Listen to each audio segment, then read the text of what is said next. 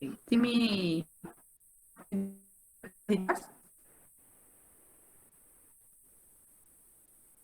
Aún no. Chica.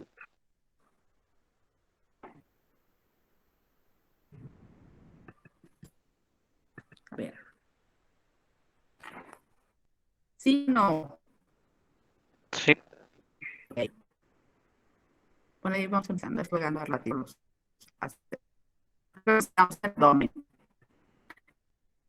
Ya, pues esto sí lo cansamos del pacientito, un granuloma umbilical, pues ustedes deben de ver, porque pues, lo más común, hacen cuadros de infecciones y sepsis en los recién nacidos. De hecho, se pongan la distensión abdominal.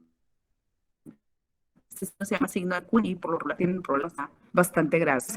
Aquí hemos hecho cualquier cosa y esto ya es más crónico, no, no es malo, y pues hay que retirar lo que hablábamos de movilidad. Y luego nos quedamos sin cardiorrespiratorio. Pues nosotros aquí observamos, a pesar de que ya es un poquito más, pues más sistematizado esto de la valoración de los nacidos, incluso se hacen pues tamizajes cardiovasculares y les tomas pulsoximetrías de extremidades superiores, inferiores, pues con toda la intención de detectar cardiopatías. Aún así como quiera se nos van pacientes con cardiopatías, porque pues, si ustedes deben de recordar que a veces los soplos que más escuchamos son los que menos problema dan y aquellos que no se auscultan en el suelen dar problemas más graves. Estos pues desde transposición de grandes vasos, son cardiopatías que por lo regular o pequeños o hipásicos, son cardiopatías que no suelen dar sintomatología, entonces nos vamos a dar cuenta con la coloración, es algo que nosotros tenemos que tener muy en cuenta. Normalmente siempre se ve rojo, son rosados, se ve con buena perfusión de tejidos, y por eso es muy importante valorar. A veces los vemos en unas y los estás como que los empiezas a ver así, fijamente, y de repente te da esa sensación de que le ves violáceo alrededor de los labios. Era real, ¿no? Si es violáceo, no es normal que veamos cianosis periférica en los deditos o cosas, porque tiene frío, obviamente, por básicos, y ves que baja ese tipo de cianosis, pues era una cianosis porque pues tenía mala perfusión, pero por frío. Pero cuando es una cianosis central, que es perioral, pues obviamente algo está pasando y es lo que a nosotros nos corresponde observar en el sistema cardiovascular. Que un llenado capilar sea adecuado, que sea por lo regular menos de 2 o 3 segundos, que tenga una frecuencia respiratoria normal, recordando que tanto los recién nacidos como lactantes menores van a tener frecuencias cardíacas y respiratorias elevadas en relación al adulto, aunque sí que no nos asustemos porque es que le cuantifique 45 de respiratorio, pues es normal, es recién nacido, o es que trae 160 de cardíaca, pues es recién nacido. Entonces, como que es permisible para ellos tener frecuencias respiratorias y cardíacas elevadas, y más o menos son rangos de 40 a 60, más o menos una media de 45, y 120 a 160 por minuto en lo que viene siendo la frecuencia cardíaca.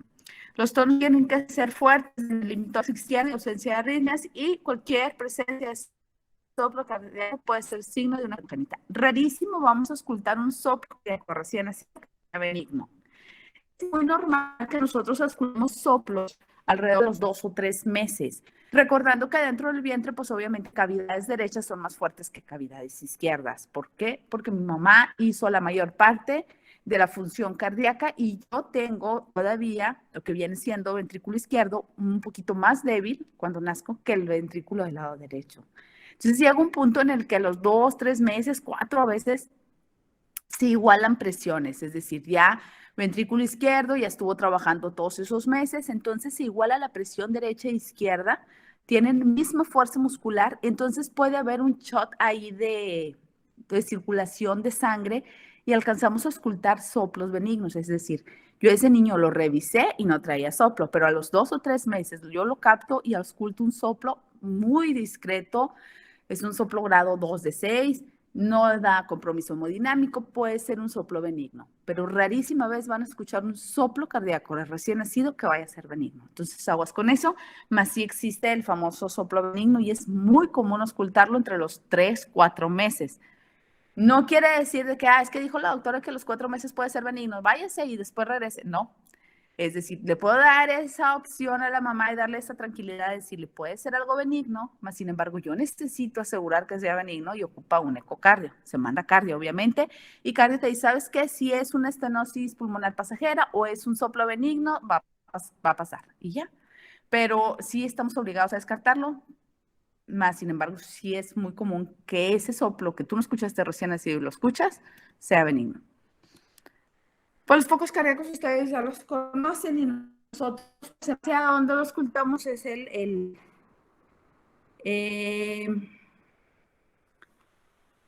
es donde nosotros vamos a sospechar. Si es un soplo, déjame aceptar estos que llevo.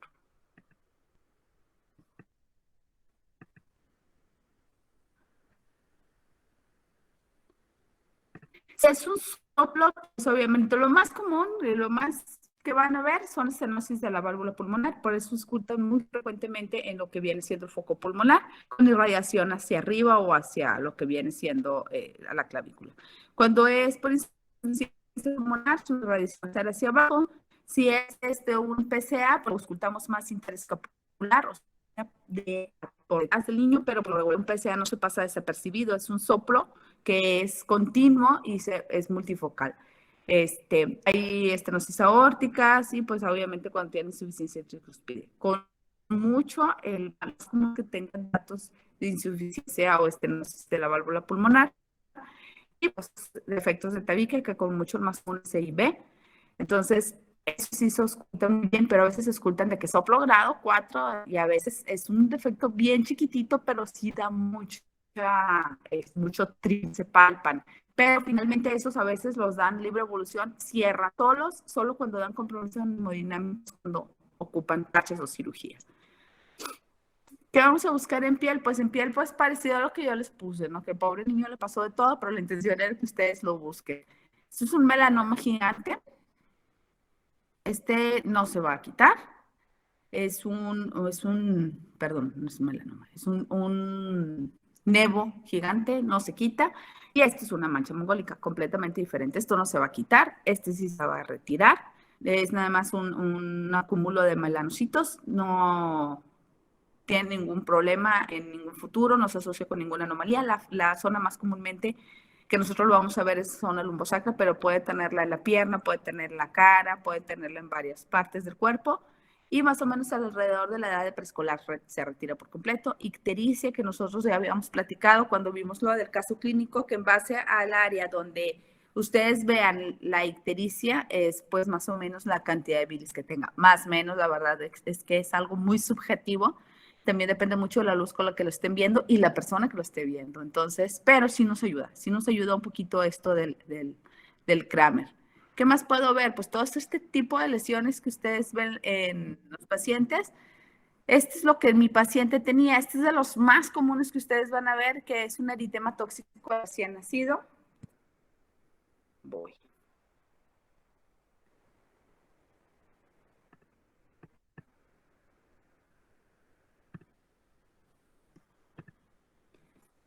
¿Qué es lo que tiene mi paciente? ¿Qué le voy a hacer? Absolutamente nada. Yo a veces les digo, ¿sabe qué? Póngale un poquito ahí de agüita de manzanilla tibia, que es un secante natural, pero no le ponemos nada, no le ponemos esteroides, no le ponemos absolutamente nada, solo va a ser nada más decirle a la mamá que pues trate de manipular lo menos que se pueda la cara.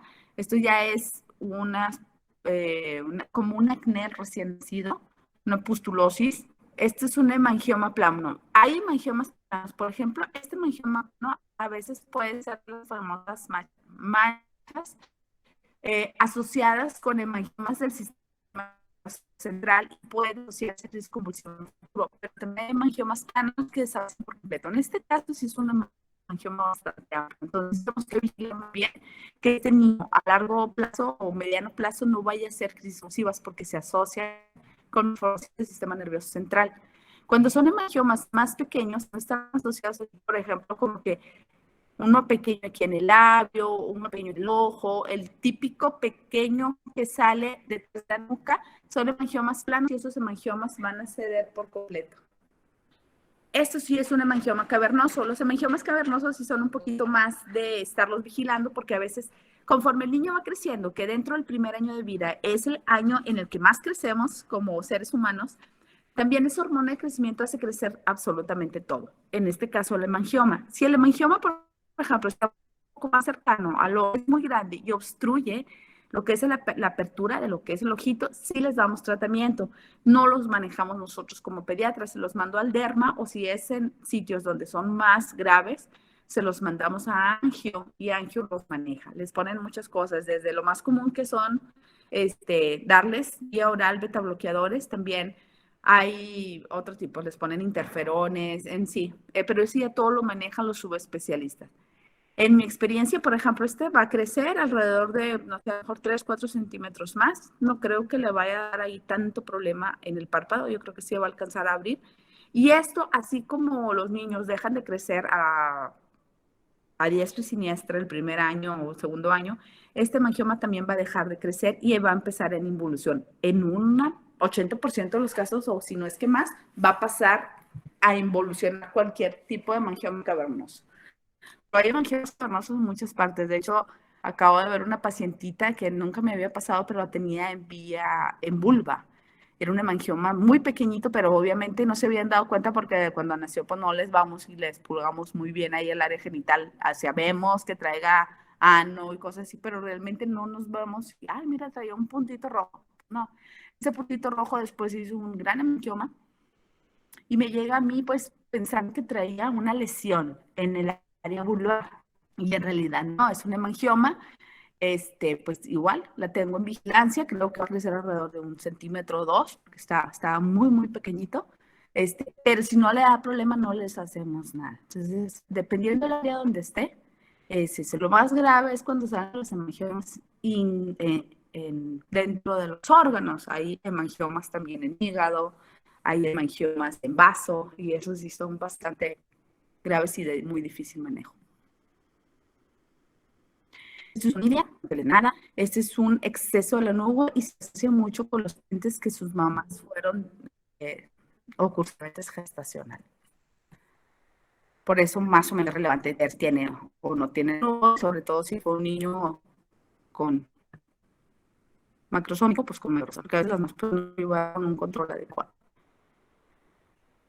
En el anito, pues eso es bien importante, vigilar o ver que no tenga fístulas, que realmente el anito se haya, que esté permeable, que su posición y su tamaño y que no tenga fístulas de ningún tipo.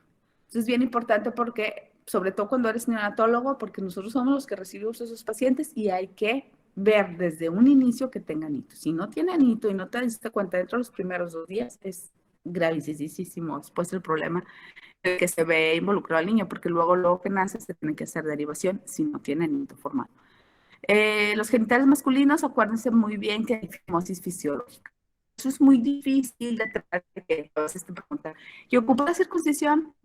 En recién nacidos, si nos vamos así, todos ocupan circuncisión porque todos tienen una fimosis fisiológica. Entonces, ahí es muy de elección, es selectiva, voy a hacer una circuncisión electiva, no tanto porque lo ocupe, porque realmente determinar en un recién nacido si lo va a ocupar o no es muy complicado. Ahí lo que tienes que hacer es que yo elijo que mi niño tenga circuncisión por la situación que tú gustes y mandes, que si por higiene, que si por, pues no sé, costumbres, no sé.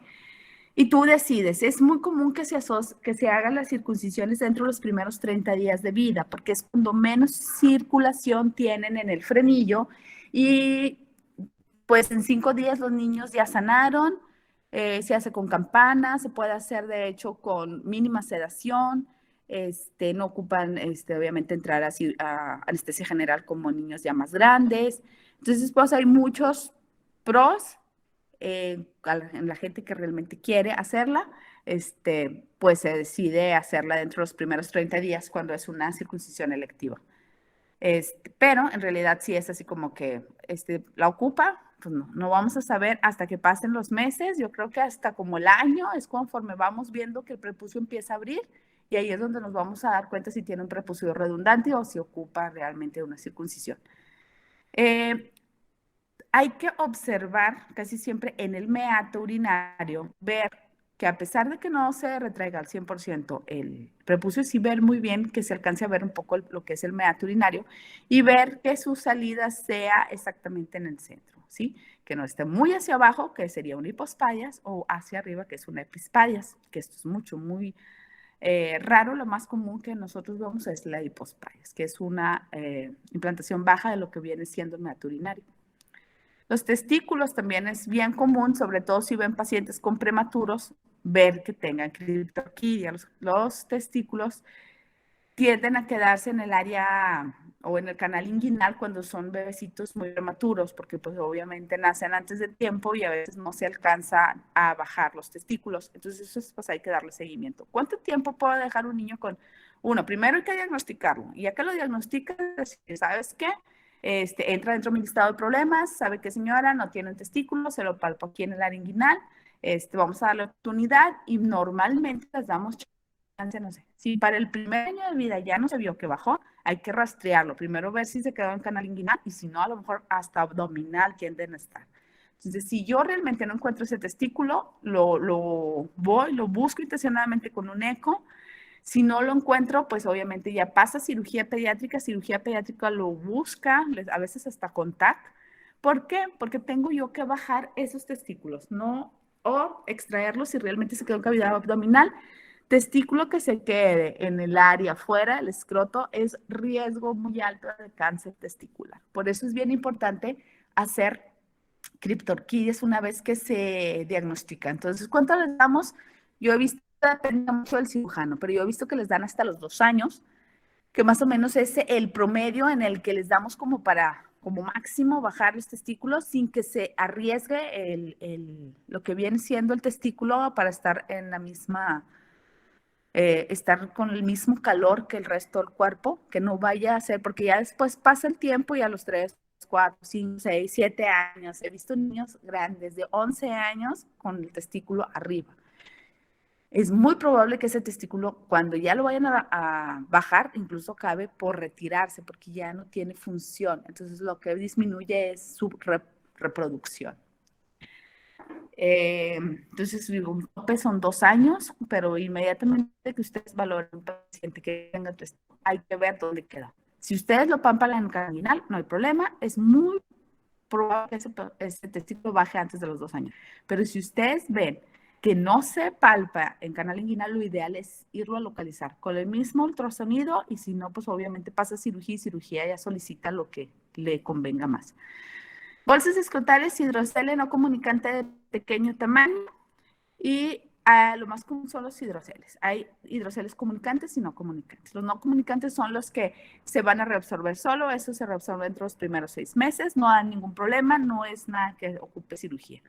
Pero hay comunicantes y eso sí, ahí están de que crece, baja y nos trae ahí jugando. Esos son los hidroceles comunicantes y ellos son quirúrgicos también. Y dentro de las bolsas escrotal también ver la hiperpigmentación del escroto. ¿Por qué? Porque nos hace sospechar de un síndrome adrenogenital o una hiperplasia suprarrenal congénita, que es como muchos lo conocen. Esta es la famosa hipospadia, es lo que les decía, es una implantación del meato urinario hacia abajo. Si se fijan, ellos orinan no está en el centro y esto obviamente ocupa una reparación, eso lo aseguro. Este es un hidrocele con signo de transiluminación. Esto es una genitales ambiguos, traído aquí, parece como si tuviera labios hiperpigmentados con un super clítoris, pero en realidad puede ser un pene con escroto, en realidad pues no vamos a saber, son unos genitales ambiguos, estos pacientes, la mayor parte de ellos tienen hiperplasia suprarrenal congénita, y pues obviamente estamos obligados a descartarlo viendo esto. También pues obviamente hacemos el ultrasonido y ver si realmente o es hombre o es mujer y con el ultrasonido salimos de la duda. Aquí tenemos un abultamiento, son las famosas hernias inguinales, también los vemos muy prematuros, pero también las pueden ver en cualquier momento. El diagnóstico de la hernia la mayor parte de las veces lo hace la mamá. porque lo malo que lo ve todos los días y cuando lloro o haces, pues tienen que se les abulta y tal. También tenemos hernias genitales y las hernias se diagnostican y se operan. Así como las diagnostican, se operan. Aquí está haciendo la técnica para bajar el testículo, para ver si no es un testículo retráctil. ¿Por qué? Porque yo lo bajo y si baja lo que pasa es que se retrae. Queda igual. También es quirúrgico, va y se fija el escroto para que ya no se esté trepando. Son testículos retráctiles, para fines prácticos es una criptorquidia. Los testículos deben de descender y la bolsa escrotal, si no tiene testículo, se queda hipoplásica y obviamente se queda la criptorquidia ahí. En los genitales femeninos hay que checar labios mayores y menores, explorar el introito vaginal, ver o identificar el himen, que no tenga quistes en la pared vaginal o himen imperforado, que eso es lo más común. Y lo que les comentaba yo ahorita, que vimos que también puedes hacer hasta mangiomas. El clítoris es de 4 más menos 1 milímetro. Su hipertrofia debe ser considerada patológica, como en este caso. Y también genitales ambiguos, inmediatamente descartar que no sea una hiperplasia suprarrenal congénita. En extremidades y con mucho, esto es lo que nosotros vamos a ver, lo más comúnmente. Es un pie equinovaro, es de lo más común que vamos a ver. ¿Por qué? Porque es la curvatura que normalmente tienen los bebés cuando están dentro del útero. Entonces, esta curvatura a veces, cuando nacen, si se fijan, hasta es difícil estirar las piernitas de los niños porque vienen sumamente flexionados y es bien difícil así como que determinar bien la talla de los niños porque la rodillita no la pueden estirar por completo, extender por completo. Igual pasa con los piecitos. Inicialmente cuando nosotros los vemos que tienen curviaditos los piernas, y se les ven así. Entonces este niño pues ya es casi un hecho que se va a ver con un equinovaro. Estos pacientes inmediatamente se pasan a ortopedia y ortopedia les empieza a poner férulas para que este niño pues obviamente pise así. Yo no le doy tratamiento, estos pacientes son pacientes que siempre van a pisar con esta parte del pie, con toda esta cara lateral del pie. Pues hay pie sambo congénito, que es el pie equinoccio, el pie metatarsoideo, que viene siendo algo así, torsión tibial o gen recurvatum, hay muchas malformaciones, puede ser pie equinovaro, pie equinovalgo, que es menos común, pero también lo van a ver. Displasia de cadera. El signo más importante para su diagnóstico es la limitación de la abducción de la cadera. Y pues está el famoso Ortolani-Barlow. El Ortolani es la técnica que permite comprobar reducción de una cadera luxada. Es como que lo tratas como de cerrar y de esa manera como si se acomodara. Y el Barlow es como para luxarlo, entonces lo abro y lo luxo, o sea, es estar como que lo luxo y lo acomodo, lo luxo y lo acomodo. Son técnicas que la verdad a veces no nos funcionan muy bien. Hay veces que puedes decir, sabes que no tiene ortolan Barlow negativo, pero en realidad el niño sí tenía displasia de cadera y nos damos cuenta cuando ya están más grandecitos. ¿Cuándo yo debo sospechar de una displasia de cadera? Sobre todo cuando el paciente viene pélvico. De hecho, ahorita es una especie de, pues, ¿cómo se puede decir? Como protocolos de manejo de los pacientes y todo paciente que haya se le hace un eco de cadera para ver si realmente no tiene una dislocación de cadera, aunque sea mínima. Porque hay gente que pasa años con problemas en la cadera y es como que caminan medio rotos, tienen problemas en la cadera, nunca se dan cuenta, y se dan cuenta ya cuando tienen mucho daño en la región del acetábulo, acabamos con prótesis de cadera. En columna vertebral, pues yo por ejemplo, mi paciente tenía esto, les habría dicho, trae una fosita sacra siempre que tengas un problema en el área de la columna que no corresponda, es decir, por ejemplo, un mechero, piensa que tiene un complejo de un miomio oculto, una espina bífida oculta o algún problema. Obviamente cuando tenemos esto no hay vuelta de hoja, desde que se operan de inmediato y se ponen sus válvulas. En el área lumbosacral, un seno pilonodal, pequeñas tumoraciones en la línea media que pudieran indicar mielomeningocele o un teratoma, y fositas sacras simples y ciegas en la línea media son un hallazgo frecuente y deben de hacer sospechar un disrafismo vertebral. Y eso por lo pronto es toda la exploración física que nos va a tocar estudiar. Y a partir de todos los datos recogidos en la historia clínica, se debe confeccionar un plan de actuación frente a cada uno de los problemas detectados. Yo es lo que les comento. Ya una vez, el interrogatorio, de ahí ya sacaste el listado de problemas, ¿no? Es que le faltaba, que el mensaje es lo otro, lo que ustedes quieran, saber que no tiene la constancia interna, la materna, ¿no? Mil cosas que pueden ir ustedes detectando desde el interrogatorio. Después ya con la exploración, ¿sabes qué? Le detecté ese preauricular, trae un rango mobiliario, lesiones dérmicas, todo su listado de problemas, ¿no? Entonces, en base a listado de problemas, ustedes ya van a hacer un plan de ir. Detección de enfermedades, pues a nosotros lo que nos corresponde como medida preventiva, aparte de hacer un control del niño sano, es la vacunación. Y detección de enfermedades como son las metabólicas, como el paciente que no tenía un tamiz metabólico, le tengo que mandar a ese tamiz. Descartar hipotiroidismo congénito, la hiperplasia renal congénita, cetonuria, biotinidasa o lactosemia, todos esos vienen en el tamiz metabólico. El tamiz metabólico, amplio metabólico, el más básico. No voy a hablar mucho del senómetro porque igual la clase la vamos a ver. Pues igual, hay ventajas tanto para el niño como para la madre, pues igual como las vamos a revisar. Pero dentro de las ventajas para el niño, yo creo que con mucho mucho más es el adecuado desarrollo del neurodesarrollo y con mucho, aparte disminuye el riesgo de obesidad. Y en la madre, pues igual, también tiene muchos ventajas, lo vemos en la lactancia. El desarrollo es como todo el proceso que de forma ordenada, como nosotros ya vimos, cada etapa presenta un nivel de madurez con características muy singulares en cada área. Y vemos todo, lo motor, lo cognitivo, la comunicación y lo sensorial. Y luego ya entra lo que es la escala de Denver. La escala de Denver es la escala que siempre hemos utilizado y pues a lo mejor en alguno de los libros ustedes usaron de pediatría viene. Si ya la siguen mencionando, va a evaluar, es una prueba de tamizaje que examina progresos del desarrollo, se aplica desde el nacimiento hasta los 6 años. Es parecido a la prueba de EDI, esto es como que lo más conocido. Evalúa el fino, motor grueso, el lenguaje y lo social. Esta tabla de EDI, aquí viene el paciente, vienen los meses, aquí vienen los que estamos viendo, el motor lenguaje, el motor fino adaptativo y el personal social, y pues ya por ejemplo, no sé, lo más común, ¿no? 2 meses y aquí dice, levanta la cabeza 45 grados, que nosotros decimos, más o menos como edad tiene usted cefálico, más o menos a los 2 meses.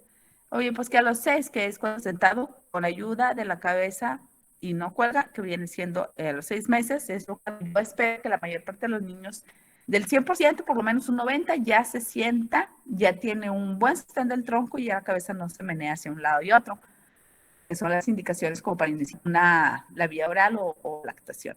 Y así sucesivamente se traza la línea y vas checando a ver el que le toca, en el lenguaje que le toca, en lo que es por fino que le toca, y así sucesivamente va grafando. Entonces, trazamos esa línea sobre la hoja de la prueba que la edad del niño en varias escalas y evaluamos todas aquellas tareas que sean atrasadas por la línea, lo que yo les comentaba ahorita. O sea, tiene esa zona en la que está un poquito más amplio, por ejemplo, estas, aquí, esta, y si tú ves que a los 2 meses ya debe de tener. Entonces, nosotros vamos trazando esa línea y vamos evaluando esas tareas o esas actividades que él debe hacer. Entonces, cualquiera de las siguientes claves. 1, P le pasó, realizó la tarea. F falló, no realiza la tarea, que hace el 90% de su población.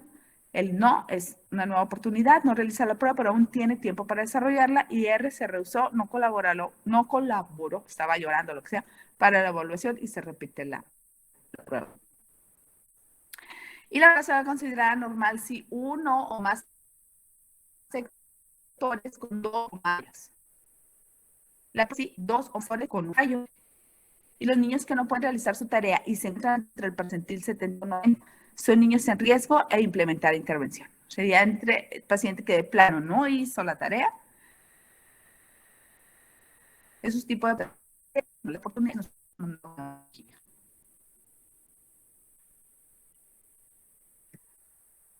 La cita de la actualidad, la atención de la vacunación, la atención del motivo de consulta, la vigilancia de la nutrición, capacitación para los padres. Y en cada consulta se debe registrar, eso es lo que van a registrar ustedes, peso, talla y perímetros cefálico. Con esas 4 cosas me es suficiente. Y después ya hacemos la evaluación del desarrollo psicomotor. Y esto se sistematizará aplicando la prueba de EDI. Aquí ya nos vamos a pasar a la prueba de EDI. No me voy a enfocar mucho porque ustedes pues, elaboraron. Más o menos es la cantidad de que nosotros, menor de 28 días, son 2 consultas, de un mes, los 11 meses, 6 consultas cada 2 meses. La prima obviamente se ven cada mes. De 12 meses a un día antes de cumplir los 5, cada 6 meses. Por lo menos sería así como que lo ideal para un control de niños sano. Sin embargo, la mayor parte de mi experiencia, una vez que llegan a los 4 años, cuando ya el sistema inmunológico está un poquito mejor y ya no se enferman los niños, la mayoría de los papás ya no los llevan al control de niños sanos. A partir ya para entonces, ya terminaron la mayor parte, a los 4 años ya terminan un esquema de vacunación y ya no toca vacuna hasta los 6. Entonces, se pierden esos 2 años los pacientes. Esa es la famosa prueba de EDI, ustedes ya me la definieron, es esa prueba de desarrollo infantil. Es una herramienta de tamizaje y diseño validada en México para la detección temprana de problemas en neurodesarrollo en menores de 5 años. Tiene estos 5 ejes, que son los factores de riesgo, que fueron los que ustedes me pidieron, las señales de alerta, que son aspectos que pudieran sugerir algún problema, y ahí sobre todo se observa mucho lo neurológico. Áreas del desarrollo, que es el más importante, y evalúa las áreas que evalúa también la escala de DEL, que es la motor, el lenguaje, lo social, lo cognitivo y lo adaptativo. Las señales de alarma, se requiere reacción rápida, y la exploración neurológica, movimiento de la cara, de los ojos y cuerpo, y el tamaño, crecimiento de la cabeza, que es el perímetro cefálico. Es un bien allá en el de EDI, te van poniendo exactamente qué tienes que hacer, cómo llevar a cabo el ejercicio, qué herramientas vas a utilizar y todo. Eso yo ya les había comentado, hay gente que está capacitada para hacer esas pruebas. Esos son los recursos que le digo, pues aquí los manuales, ¿verdad? Los manuales, los formatos para ir llenando y pues el material que ellos vayan ocupando según. Estos son manuales que se utilizan, este es el formato de todo tipo de manuales. Este es el manual necesario, es manual para la aplicación de la prueba de EDI. Viene más o menos como este, y se debe utilizar la sección de formatos y avisar que se debe estar consultando y leyendo para su aplicación sistemática, leyendo y lo vas aplicando. Está diseñado, pues ya no hay que ver. Y luego ya es el formato de aplicación para la prueba de EDI, están los factores de riesgo, aquí vienen los factores, que si tiene, que si tuvo consultas prenatales, lo que ustedes me pusieron, que si tuvo infecciones de vías urinarias, que si tuvo una gestación menor de 34 semanas, retardo en lo que viene siendo implantación del cordón umbilical, si fue antes su caída, cosas así. Menor de 16, pero bueno. Luego los factores de riesgo biológico, señales de alerta, las áreas del desarrollo, y aquí viene en base al paciente. ¿Qué edad tiene el paciente? Te dan una grafiquita y ahí te dice qué es lo que vas a poner. Si lo hace o no lo hace, tú le pones, si no, o ya sea así, y se pone así es verde, pues obviamente si es la mayoría de rojos, pues no. Y es el indeterminado. Aquí viene igual. Se lo hace, no lo hace. Es una prueba que está fácil porque ya te lo deja como que sí, no. Se hace un puntaje y en base al puntaje, pues es lo que se decide hacer con el paciente. Este es un ejemplo mal de EDI a los meses de edad. Es lo que yo les decía. De que cuando se acuesta su bebé bajo su cabeza durante el 20 días, pues es para un bebé antes de cumplir los 3 meses, ya lo debe de tener sostén cefálico, pues sí. Cuando carga el bebé la cabeza hacia arriba, ¿logra sostener la cabeza sin que se le vaya hacia atrás, hacia alguno de los lados? No, pues sí. La mayor parte de las veces, la mayor parte de los niños, a los 3 meses ya tienen adecuado sostén cefálico. Tú le pones sí y sí. Entonces, pues ya quedó como clasificado sí. Y así, todo lo que es el sistema, y aquí está ya para motor fino, se lleva la mano a la boca, cosas así por el estilo. Y luego que es bien el lenguaje, y luego hace sonidos con la boca cuando le habla. Reconoce los rostros, todo eso se va a ya nos ponían sí, no, riesgo biológico, que son los mismos factores. Para todas las exploraciones neurológicas, la mayor parte es lo mismo. La movilidad, alguna parte tiene asimetría en la movilidad de los ojos o una expresión facial, y lo que viene siendo el perímetro encefálico, ¿en qué percentil queda? Y luego pues ya están los bloques. Bloque 1, 2 y 3 son los datos personales, evaluación de los 5 ejes que ya vimos ahorita, clasificación global del EDI, y ya los criterios de clasificación. Ya, el grupo A de calificación corresponde al grupo 1 de la prueba de EDI, que es desde un mes de nacido hasta un día antes de cumplir los 2 meses, y ya. O sea, riesgo de retraso en el desarrollo, rezago en el desarrollo o desarrollo normal, dependiendo de lo que nos haya arrojado la evaluación. Del grupo B corresponde a los grupos 2, 3 y 4 de la prueba de EDI, y es decir, que abarca desde los 2 meses hasta un día antes de cumplir los 5 meses. O clasificación en ese grupo 7, 9 y aparte, desde los 15 de edad hasta un día antes de cumplir los 60 meses, hasta los 5 años. Y ya, pues, ¿qué hacer? Pues ya, desarrollo normal, que la mayor parte de estos caen aquí, el rezago del desarrollo, que es un 10 a un 20%, y el riesgo de retraso, que es cuando la minoría, pero pues gracias a este tipo de pruebas, pues, que nos permiten pues dar la asesoría, las asesorías a las familias, las herramientas, enviarlos a los centros de capacitación, los centros de desarrollo infantil, o enviarlos en caso de que sí se requiere pues, psicólogos especialistas, desde neurología pediátrica hasta lo que se necesiten. Son pacientes que a veces psiquiatría infantil viene, y hacer un diagnóstico oportuno va a permitir una mejor reacción. Con toda la intención de captar todo ese paciente y finalmente no se rehabilita. Los pacientes con autismo rehabilitan a tiempo, les enseñan a hablar como debe de ser y todo, tienen un buen pronóstico. Pero si no lo rehabilitan a tiempo, que son dentro de los primeros 8 o 9 años, se pierde mucho con este tipo de pacientes.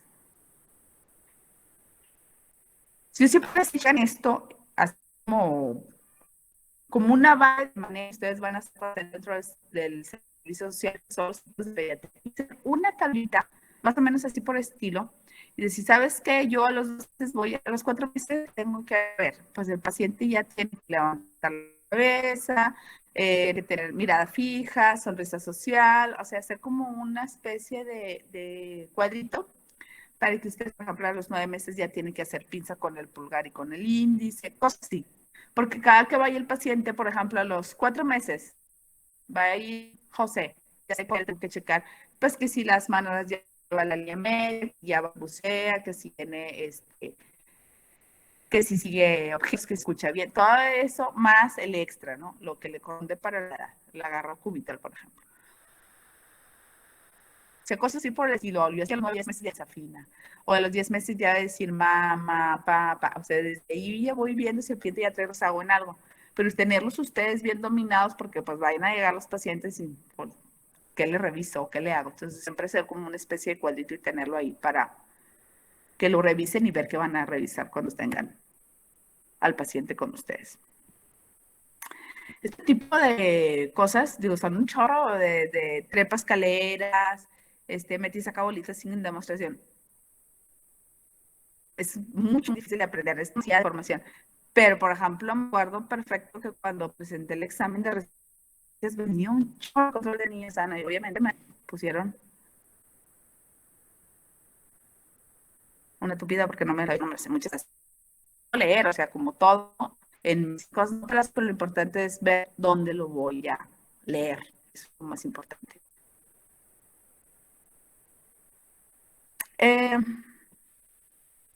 La visión, ¿cuándo lo vamos a hacer? Bueno, la función visual que incluye una inspección visual, medición de la agudeza visual y examen de la visión estereoscópica. Tiene un valor predictivo negativo del 99% para la ambliopía, estrabismo y defectos de refracción. Dice que a los 28, 10 y 6 meses valorar el comportamiento visual y descartar anomalías oculares. Entonces, a los 28 días y los 6 meses. A veces vemos mucho estrabismo en los niños de 2, 3, 4 meses. Por eso sí es importante, o sea, captarlos y decir, ¿sabes qué? Le veo estrabismo, pero inicialmente no me llama mucho la atención y le doy oportunidad que ese niño en los primeros meses debe de resolver eso de que el músculo no tiene la capacidad de mantener ese ojito fijo como debe de estar. Si yo veo que ese ojito tiene desviación, ese paciente tiene oftalmología y revisar que ese paciente no requiere algún tratamiento quirúrgico. Desde los 6 meses a 2 años, realizar pruebas de oclusión para detectar estrabismo ambliopía también es bien importante, porque a veces no nos percatamos como papás que nuestros hijos no observan bien o que no ven bien. Y la ambliopía, que es lo que le dicen, no, pues es que tiene un ojito flojo, así dice la gente, es que tiene un ojito flojo. En realidad es un ojo que no tiene una adecuada visión. Pero si yo lo detecto a tiempo, lo que puedo hacer es, lo que hacen de hecho, es obstruir el ojo que sí ve bien, tratando de que el ojo con el que no está, que tiene ambliopía, se esfuerce y deje pues de no trabajar de manera de sacar visiones y no perderlo. De tal forma, hay pacientes que se detectan a, pues no sé, 7 años o así, pues ya perdió completamente la posibilidad de que ese ojo tenga algo de visión. Entonces se pierde esa oportunidad. Por eso es importante, por lo menos a los 3 años, darles una revisada de rutina a los pacientes de oftalmo.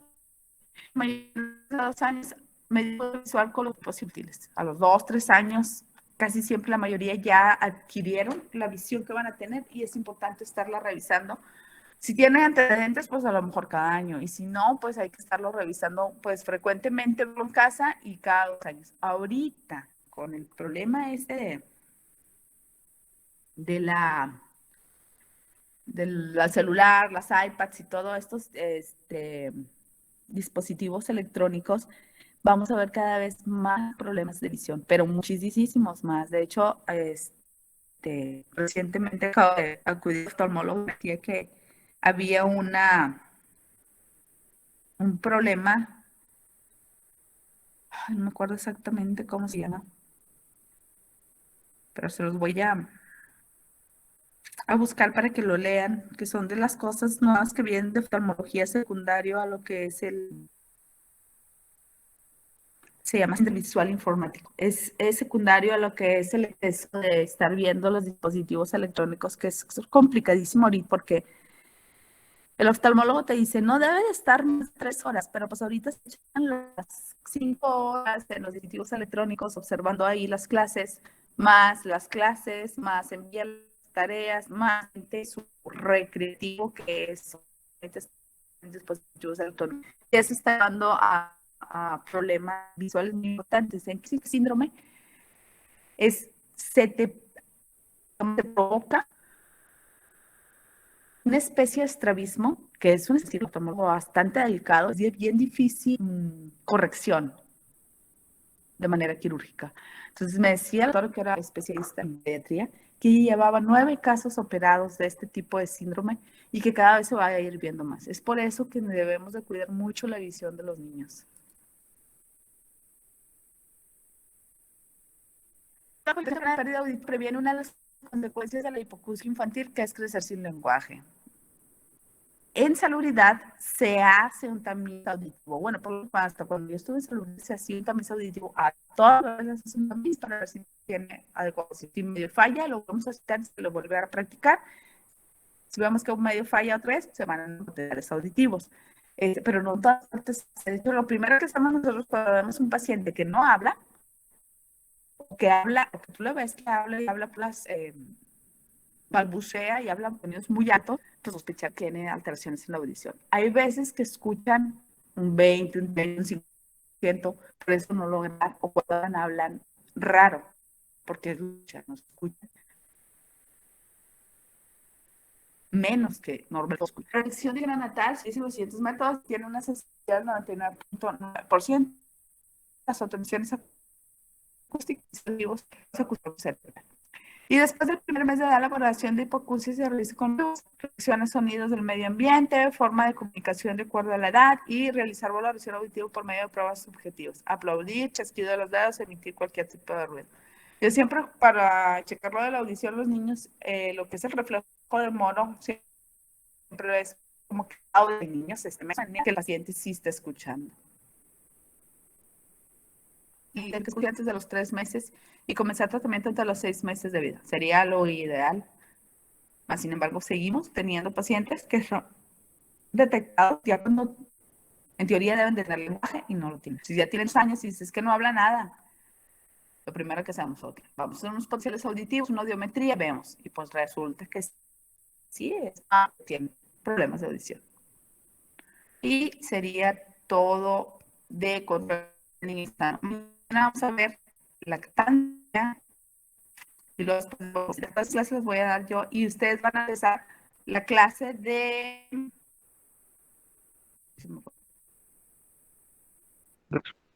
así se es correcto. Ya está, ya todos tienen por dar, ¿verdad? Sí, doctora, ya nos pasó los temas. Ok, bueno. Si tienen dudas con respecto a lo que tienen que agregar o algo, pues ahí me avisan para yo checarlo. Igual estoy ahí en el hospital. Creo que ya van a regresar, ¿no? ¿O ya regresaron al hospital todos? ¿Se acabaron las vacaciones? Y ya se nos terminaron. Qué triste. Bueno, si cualquier duda o algo, me buscan. Ahorita todavía estamos ahí en el consultorio 8. No sé cuándo nos vayan a regresar al tercer piso. Pero pues si tienen dudas con respecto a eso, pues ya me dicen. Les voy a pasar lista rápido. Lista. Doctora. Virginia. Presente, doctora. José Ignacio.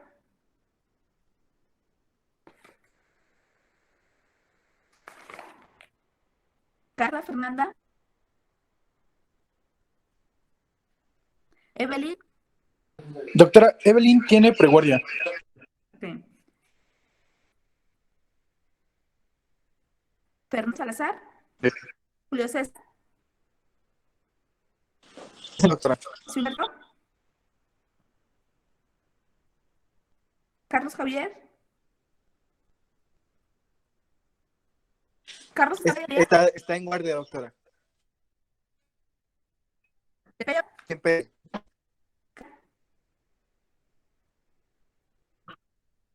Edwin. Alexis.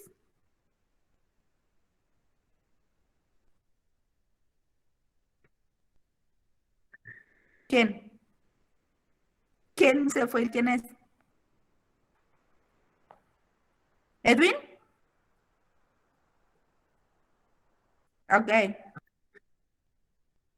Sí, no te preocupes. Ok. ¿Aldo?